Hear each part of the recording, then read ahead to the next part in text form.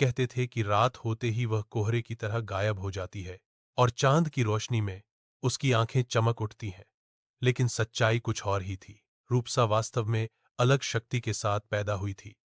वह हवा की भाषा समझती थी, पेड़ों के घावों को ठीक कर सकती थी और नदी के गुस्से को शांत करना जानती थी। बचपन में एक बार गांव की फसल बचाने के लिए उसने तूफान की दिशा बदल दी थी। तूफान रुक गया, लेकिन लोगों ने डरकर उसे डायन कहकर बदनाम कर दिया।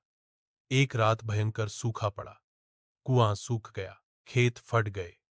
ग्रामीणों ने समझा कुछ करना होगा। बहुत हिचकिचाहट के साथ वे रूपसा के कुटीर गए। दरवाजे पर दस्तक देते ही अंदर से कोमल आवाज आई, आओ। रूपसा ने किसी को दोष नहीं दिया। उसने कहा, अगर विश्वास रखोगे तो मैं कोशिश करूंगी। वह पहाड़ की चोटी पर चढ़ा और पुराना मंत्र पढ़ा। मंत्र नहीं, वास्तव में प्रकृति से बात करना। सुबह बारिश हुई, धीरे धीरे, शांति से।